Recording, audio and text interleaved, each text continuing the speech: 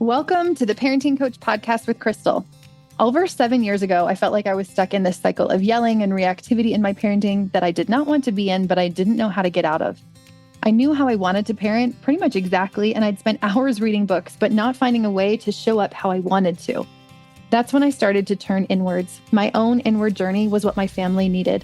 As I changed, everything around me changed. My kids' meltdowns decreased by 90% or more with no medications or therapy. I stopped yelling, sibling fighting became almost entirely non-existent, and I found that this change flowed into other areas of my life too. My intuition increased. I started to run my life and business in a very different way. If this sounds like something you want to, I can help. Join me each week as I share my journey, including the laughter, fun, hard times, and tears. Tune in for support, guidance, and fun conversations with my favorite experts, and really anything else that interests me too. Hello, everybody. Welcome to the Parenting Coach Podcast. Like I mentioned previously, this is our last season. If you missed that announcement, you are hearing it now. But I am excited to have a few more guests and a few more episodes to share with you. And we'll be keeping these up so that you can come back and refer to them whenever you want to. I'm excited about this interview. It has been a long time coming in the works. It's a book and an author that I am really excited to share with you. And I'll let her introduce herself. Georgie, is it Georgie Wisen-Vincent? It's Wisen-Vincent. Yeah. Wisen-Vincent. Okay. Welcome. Thank you for being here. Thank you for having me, Crystal. It has been a long time coming. We've been emailing for several months now, and I'm so glad we were able to make it happen. Yeah, me too. So you just finished writing a book with Dr. Payne Bryson called The Way of Play. That's what we're going to dig into today. Play is my absolute favorite thing to talk about when it comes to especially younger kids, because I think it's just the way that we can teach literally everything. And I think we can always play more ourselves too as adults. But I would love to first just talk about you, what you do, and kind of how you got into it. Yeah. The book also was a long time coming. I got to know Tina through her work with Dan Siegel, and she was in his study group for a long time. You've probably heard the story because I know you've had Tina before. She was inspiring to me when I had my son, when he was, 10 years ago, when he was a new baby. The Whole Brain Child was the book that I was reading even while I was pregnant with my kids. So I definitely feel like as a parent and as somebody who's been in the professional space and helping with children's mental health and family well-being for a long time, like Tina has definitely been a big inspiration in my work, but also in my parenting. And so I got a chance to come and work with her at the Center for Connection in Pasadena. And upon meeting her, I sort of slipped out that I really wanted to write a book with her, which is really embarrassing to think about. This person is a best-selling author, and she's rubbing elbows with all these other parenting experts. And it was probably just naivete on my part, but I was just so excited to bring play therapy to our collective work at the center that she was just building at the time. And now we're 10 years in. And so I've been a play therapist for a very long time. I don't want to date myself in telling you how long, but I got to go and study and get a graduate degree in London as a play therapist. And I was already working toward becoming a licensed family therapist, child and family therapist back here in Southern California, where I'm from. So I studied play therapy. Fast forward to working with Tina, we create this whole play therapy team. And I say to Tina, I really think I want to start a parenting curriculum or something. I think that parents really want to understand how play works. And I get a lot of questions about it. And parents find it really irritating and boring a lot of the time, or they don't understand what their kids are communicating through their play.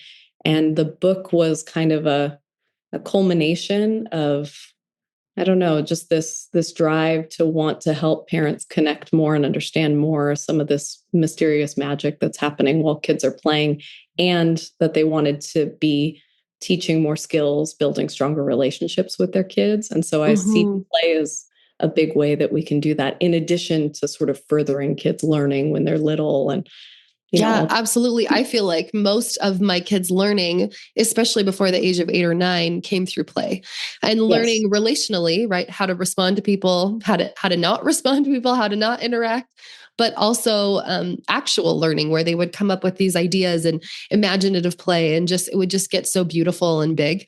And so, as a homeschool mom, which we were just chatting before this recording, and Georgie is also a homeschool mom, play has just been such a huge part of our homeschooling journey. And that's when I really got into it and then started to realize like, oh, there's actually a lot behaviorally that they're learning too.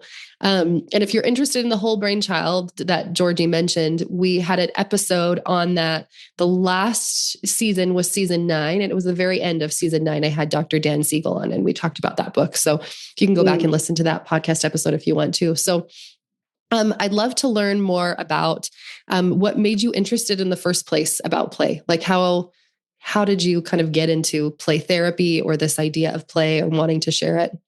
Yeah, it was all really by accident. I was, this is going back into my history a little bit, but when I was just getting like all of my experience, and before I was licensed as a therapist, I was helping kids who were in and out of foster care and residential homes, coming from very hard places, lots of disruptions in their attachment. And I was supposed to be like a behaviorist. I was somebody who was supposed to come in and sort of set up behavior plans and give them consequences for misbehavior and things like that.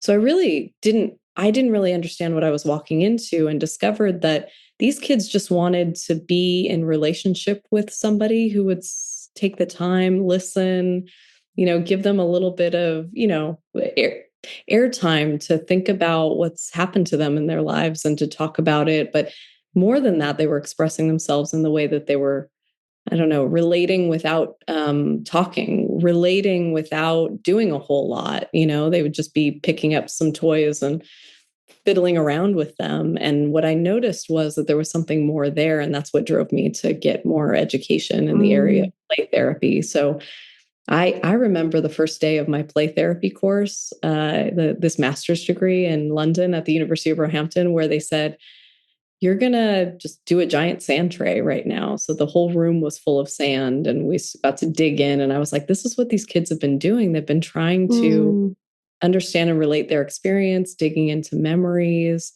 even learning how to, as you said, deal with their most difficult emotions can come through in their play. And it becomes kind of a second language, which is really kids' first language, to figure out who they are, what they feel, what, the way they think about things, and, discover more about how the way the world works. It's pretty incredible when you can actually get in there at that level and see what's going on, and also be part of it. Yeah. And I think one of the things that people struggle with is that being part of it, especially with parents that I talk to. They're like, okay, yeah, maybe play is important. Maybe you're right about that. But I don't know how to play. I am not, well-versed in playing. I hate just sitting there and playing something that I don't want to play with my kids or whatever. I guess we, kind of skipped over what it is that like the premise of your book is, but this might answer it too, but I'm curious for you, how do parents be more involved in that play? Do they need to be involved in the play in order for it to be effective for their kids? What's our role in play? Yeah, I think the thing that I want to say to parents, if they're listening to this right now and they're sort of going, yeah, it's all well and good for a play therapist who has like a big in this or something and has, spent all this time and has spent hours and hours playing with kids, that play can be helpful to assist kids in healing if they've gone through really difficult adversity, or they carry a lot of anxiety around with them, or all the things that we're concerned about. If you need to bring your kid in for therapy, right? But if you're just a regular parent and you have kids at home that pick things up, bring things to you, are building stuff, fiddling around, making messes, all of that stuff, play kind of feels like a hassle. It's hard to, we know all the research behind play. Most parents I talk to know, yes, I know play is good for my kids. Yes, I know I'm supposed to be playing with my kids. Yes, I know that kids learn through their play. Yes, I know my kid is going to be stronger socially and emotionally if they become a great player and all that.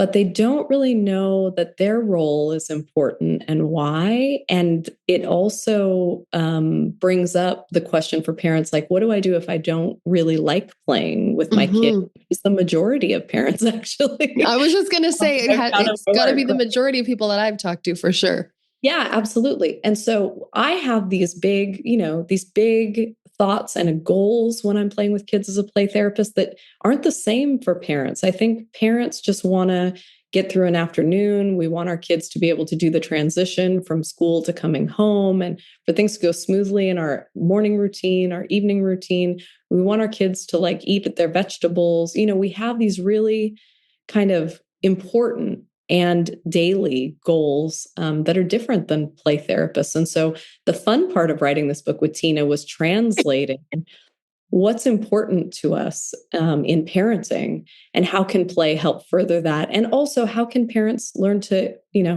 join in a little bit and enjoy it. And it doesn't have to take hours and hours or expensive toys. It can just be a few minutes at a time. It doesn't have to be a big deal, like a whole, hour or something. So what is the answer to that question? Like, do we have to have a role? And if we do, and we hate playing, then what do we do? Well, the first thing is you don't have to love pretend play, for example. You don't have to find it riveting to sit with your 5-year-old while they just bang 2 cars together or while they're, creating something with action guys, or they want to build the 1047th fort in in their childhood life, short childhood life. You don't have to love it, but setting aside a few minutes at a time can make a day go easier. It can instill some of the skills that can last a lifetime that we want our kids to have. And some of the strategies that we built into the book are intended to really get to the heart of what's happening in your kids' play and tell you exactly what to do if you're feeling like that's the part that flummoxes me the most. Part of the reason we don't enjoy it is because we don't really know what we're doing. And nobody's really taught us what to do in those moments. Like, should I say this? Should I don't know, ask a question here? Should I make up my own voice for this puppet? What if my kid tells me I'm getting it wrong, which happens to a lot of parents as well. So the answer is we've built in 7 strategies and some really easy to follow steps and illustrations in the book that just are really actionable steps. It takes a lot of the guesswork out of it for parents. And it's kind of nice to know where to start and where to go next and what to do after that. Yeah, I imagine too that part of what's happening as you're playing with them is that connection piece, right? Which is so crucial to parent-to-child relationships, is that even if you do, quote unquote, get it wrong, right? Even if you're like, maybe I didn't say it right or do it right or whatever, that you're still taking that time to connect. What are some of those steps in your book that you talk about that people could hear now and start using today? Yeah, my favorite parts of the book are really the first couple of chapters where we get into what do I do first, and I think Tina was thinking that the first thing that you need to do in your kids' play are really to get into where are the emotions and what's happening emotionally, and we need to teach about emotions and all this stuff, and that's in there too. Definitely being able to join when your kids are acting something out and building on what they're doing emotionally can help them deal with their fears, handle stress differently, be able to listen to another person, take in their perspective, look at things flexibly, problem solve. All of that stuff is really good. But the first 2 strategies, I think, is really where parents should start. The first one is called thinking out loud. And it's about really trying to help put words to what your kid is playing. So it's like your kid's building something with a couple of blocks and you see that there's a triangle block with a car on top of it or something. And you come in and you just go, oh, I think that looks like a ramp. Or maybe the car's going to go down. Just starting with what do you see and how would you describe it out loud, as if there's a thought bubble above your child's head and you're just saying what you think is in the thought bubble. A lot of people would call that just sports casting. And it's really common in early childhood classrooms and stuff. If you sent your kid off to preschool, they probably got a lot of that was intended to teach them how to cut with scissors, how to write letters. You know what I mean? Usually there's a kind of academic learning reason why early childhood educators will sports cast, which is very important. But when parents do it, when kids play, something happens at the brain level that Tina taught me about. That she said, what's happening is we're really letting our kids know that we see what's going on in their minds and that it's possible to put words to an experience. And with enough repetition around this, how often do we get to do something with our kids where there's that amount of practice or repetition that goes into it? Because first they're going to build the ramp, and then the truck's going to go down, and then it's going to want to do a jump, and then it's going to want to land on a landing pad. So the kids get a lot of repetition hearing us say what we think they're thinking, and then they can tell us whether we're right or wrong. But the more we do it, the better we get at it, and the more connected they feel with us. They feel our interest in them, and they also get the sense that it's possible to know what another person's thinking, and they get even better at telling us, no, it's not going to do a jump, it's going to do a flip. So then they also can break things down in words a lot faster, which can help them communicate more calmly when a 5-year-old is building their ramp, but their 2-year-old sister comes in the room and they want to knock their block off because the 2-year-old is going to try and dismantle what they're building. So we need our kids to take on these skills. So maybe you can tell Crystal that what's written in the way of play is like a way of connecting with your kid, and play is really good for that. But think about where else we can take it in terms of the social emotional skills that we're laying the groundwork for, that kids can get a lot of, I don't know, just reps in, and the brain needs reps in order for our kids to learn best. So there's that. And then there's also mirroring. And that's like non-verbally matching what your kid is doing in their body, face, or voice.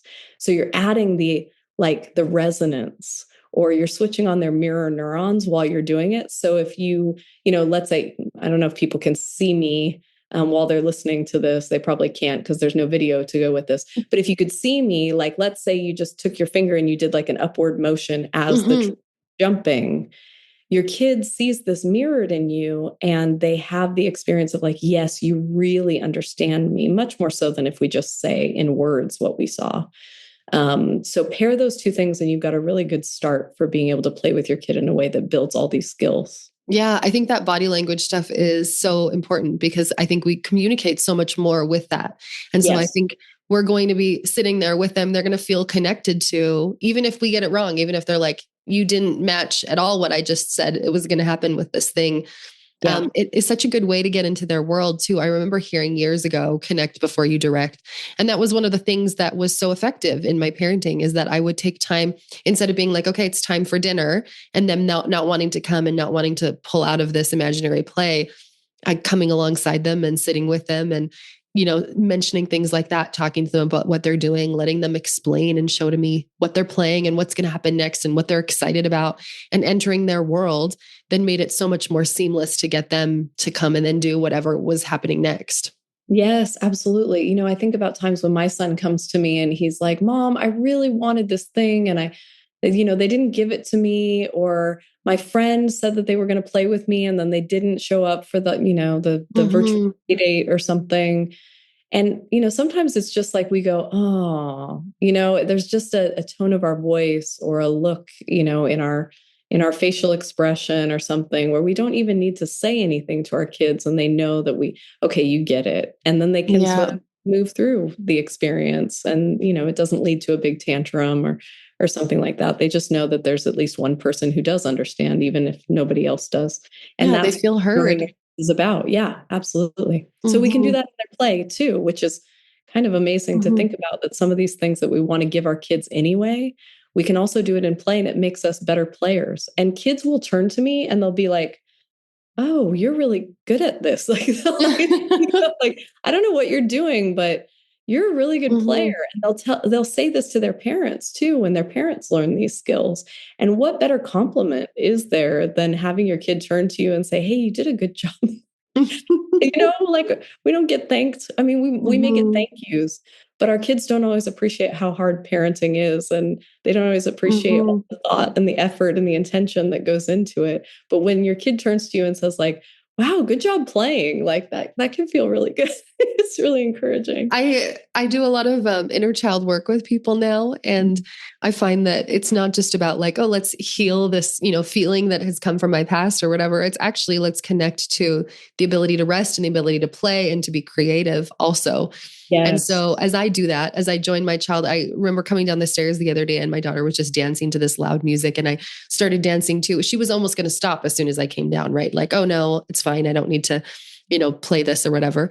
And I just joined in and started dancing too. And there's been times where she's like, you're really good. Or like, oh, I really liked that move or something. And I'm like, well, thank you.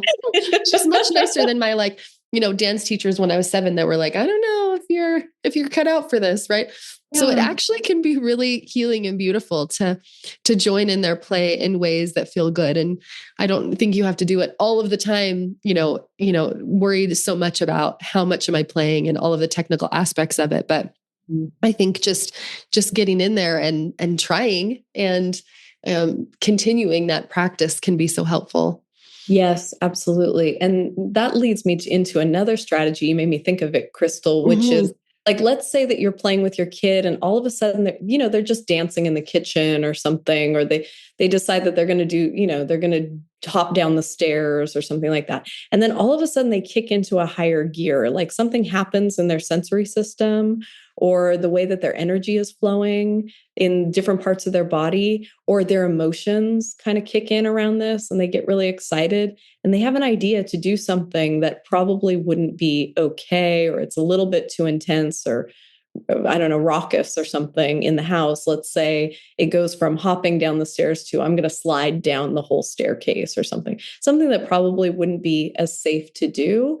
There's also strategies, 2 of them actually built into what we wrote, about how to help kids learn to dial intensity up or down in their bodies and their sensory system, but also in their emotions, to try and match situations better, especially for our kids who are neurodivergent or they have trouble doing that. It's almost as if like a lot of people have a dial that you can't even see, that's invisible, that you can turn it up and down to kind of match what's happening in your environment. And some kids just, weren't built that way, aren't already kind of naturals at that. And they need our help to kind of, I don't know, make adjustments. And sometimes those adjustments are small. And other times we feel like they need to adjust a lot really fast. And we sort of come down and give them hard stops on some of their behavior. And we say like, stop yelling, or, quit running in the house, or don't slide down the stairs, things like that. And the point behind the way of play isn't to let kids do whatever they want. It's called free play. So we should let them play and do anything and play as freely as they want to. No, we recognize the need for limits, and we find structure to be really, really important for kids. And so we give, like, for example, this one strategy is called dialing intensity up and down, which is really just about imagining that invisible dial and helping your kid tune in to what's happening so that they can make the adjustments they need to make. So it might be as simple as saying, hey, if you want to dance like that, let's take it, in this room with the beanbag. And if you want to bump into things, you can fall into the beanbag or something like that.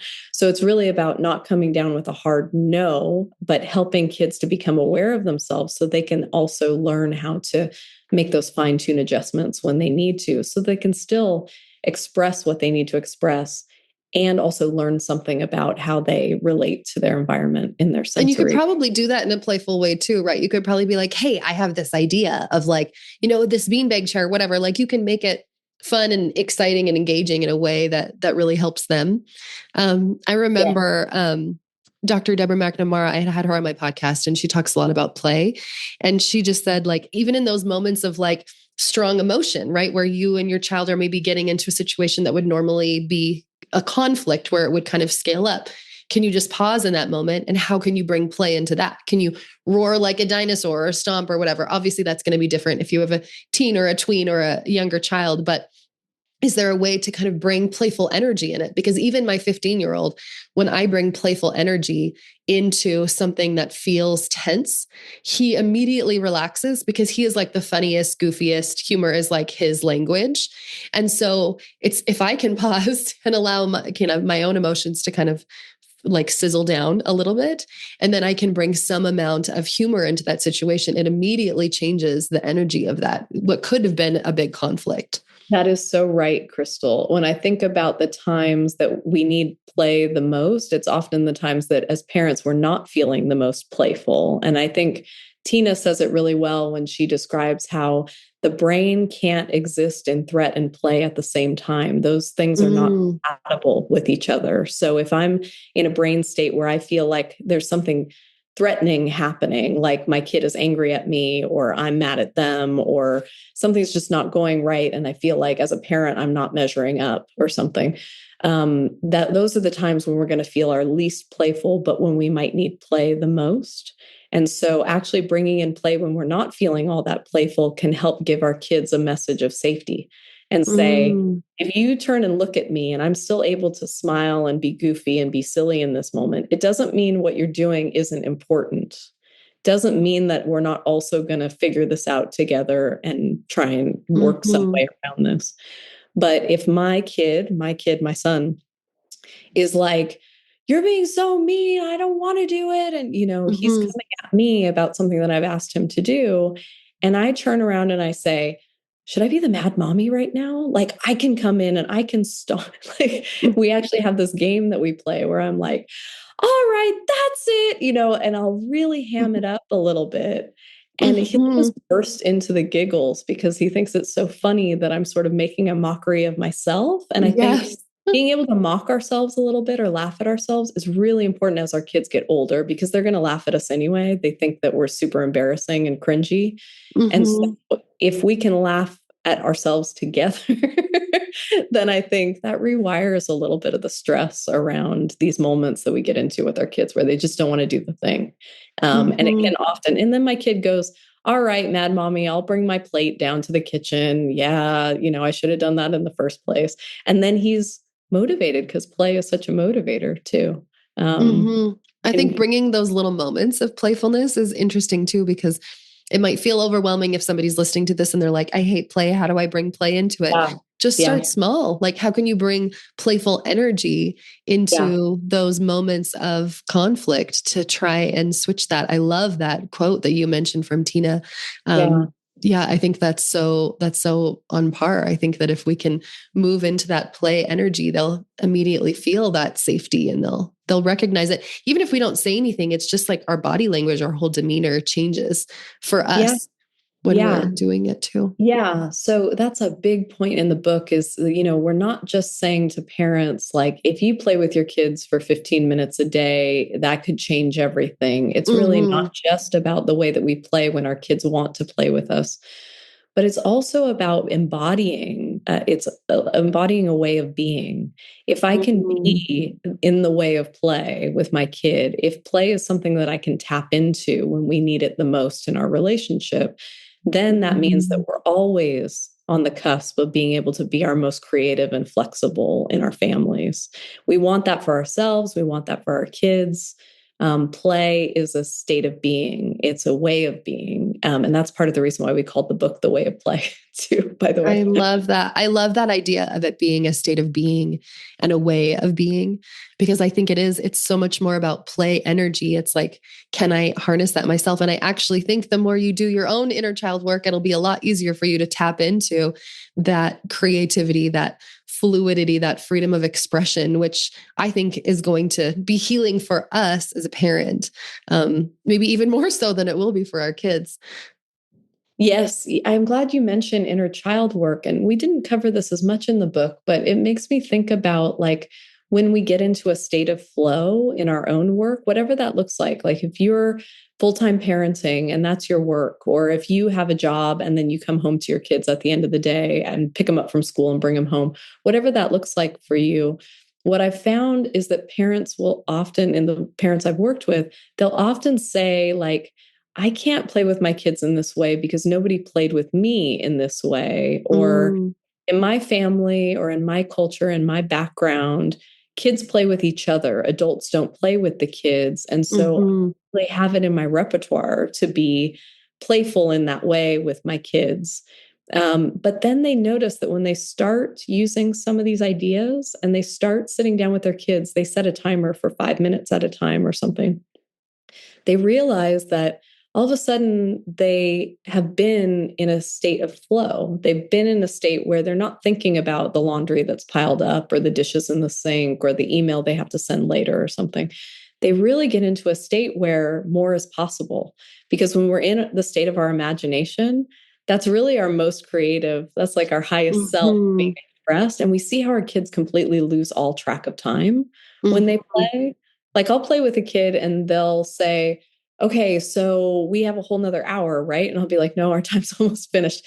They get immersed in it. And so if we have an opportunity to do just little stretches with our kids where we let them enter the state of flow and then we also kind of enter it with them, we see that they're able to solve problems in ways that, like these two super guys have to break this other one out of jail because the villain caught them. And how are they going to get him free? And, oh, mom, I see how to do it. And then, we're enacting all of these, like we become very free and creative and solution focused. And I think that translates into tapping back into what we could have had as kids, what we want to give our kids now, and what we want to give ourselves as well, which is space to just explore and be creative and get into the flow. Yeah. And we need to get into that creative flow state on our own also. So I think it's really helpful. I often see parents that feel a little bit more burnt out or stressed out about life in general. And I'll ask them, like, what are you doing that sparks joy for you? What are you doing for fun for you? And they're like, I don't have time for fun. I don't have time to do things on my own, right? Fun can look like anything. But I think that we're all creators. We all innately have something that wants to be like let out. And I think it probably helps us get into that flow state as we see our children enter it. We're able to kind of enter it with them. And then can we also take that, throughout our life and do little glimpses of that even for ourselves? Yeah, I think that we should never stop playing. And it doesn't have to be where I set aside time and I'm going to, knit an entire sweater or something like that. Oftentimes we feel guilty for taking time away from our families. And I think that stops us from really kind of immersing ourselves in the same way that our kids can kind of get lost in the things that, excite them or enliven them and make them super creative. But it could just be like having lunch with a friend or having an extra long phone call with somebody you haven't talked to in a while. Or it could be, just doodling something on the paper that's next to you while you're in that work meeting or something. It's almost like giving yourself permission to do something that's a little bit childlike, which I think is kind of frowned upon for us to do things that are a little bit self-focused or childlike or something that would give us funny looks from the other people around us or something. Yeah. I think it's a little rebellious and it kind of, I don't know, I could see that as being healing for a lot of parents who were once kids who weren't allowed to do a lot of things. For sure. For sure. Yeah. This has been such a good conversation. I think even not just for kids, but for parents also, and how it can really help them. I want to ask one more thing before we end here. What do you think? Why is play so crucial? Like if that wasn't something that was prioritized in a child's life, what would we see? I think we're seeing the effects of that right now as we see at younger and younger ages, play is being removed from classroom environments. We're seeing in neighborhoods, we're seeing fewer kids being able to go out and play freely with other people in parks and stuff. I think that parents are really concerned about kids' safety, and I am too. I think it's the way that it's gone that we have started to schedule our kids in with a lot more structured activities. And we're starting to see free play disappear. Actually, it's been disappearing for a while. And we know that it has a link. There are links now in the research to kids suffering from more and more depression and anxiety. It's probably not a direct causal link, but I can imagine that if we don't get enough time to move our bodies or be able to have a certain amount of independence where we get to explore our interests or be around other kids when there's no agenda being set by the adults and we get to just figure things out, as you were talking about when we started this conversation, that's going to have an impact on our kids. So I think that it affects them cognitively. I think it affects them socially and emotionally in lots of different ways when they don't get enough time to play.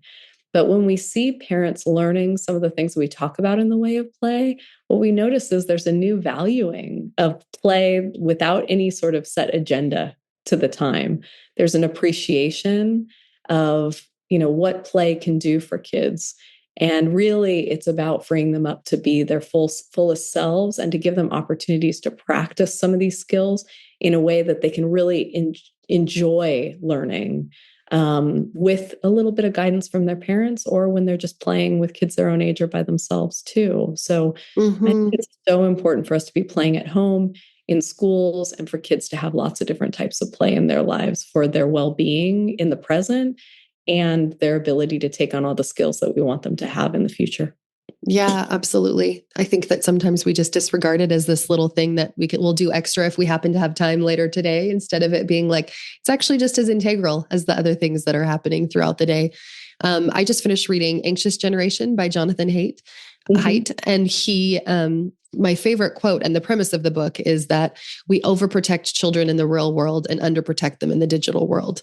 And as he went through to kind of explain that more, he was talking about, kids not being able to walk to the park or even like walk a block next door because we're becoming much more overprotective in the physical world, even though the physical world isn't actually a less safe place than it was statistically years ago. We feel like it is because of our access to information. And it feels like that because we see so much, on social media and online all the time. So I love, he shares similar ideas in just the free play. And can we let our guard down a little bit? Can we let our kids loosen up a little bit more, have a little bit more of that unstructured playtime? But I also love this idea of we can also join them in that too. And that it can not only be good for them, but we can learn something ourselves from it, the experience. Yeah, I think play just makes for a better society. And it can also be sort of an act of regeneration. We were talking before this about being able to regenerate the way that people, grow food, or the way that we conduct business, and all of these things. I think that play is so regenerative for us as well.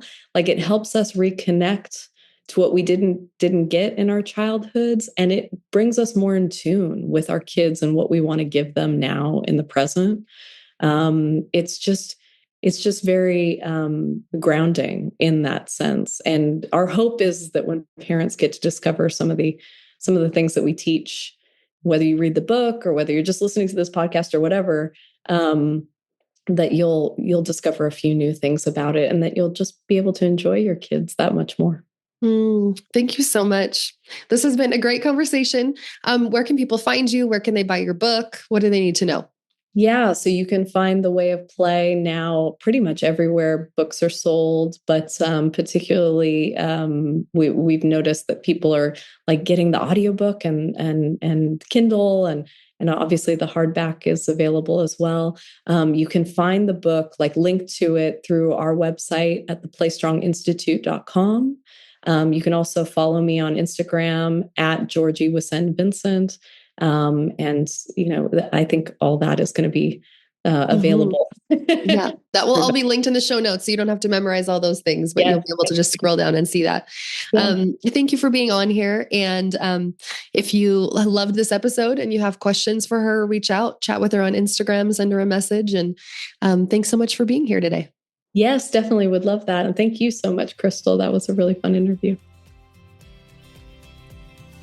If you enjoyed this episode as much as I did, I would love for you to help spread the word by getting this message of support and guidance out to as many people as possible. So text it to your best friend, or tag me on Instagram and share it.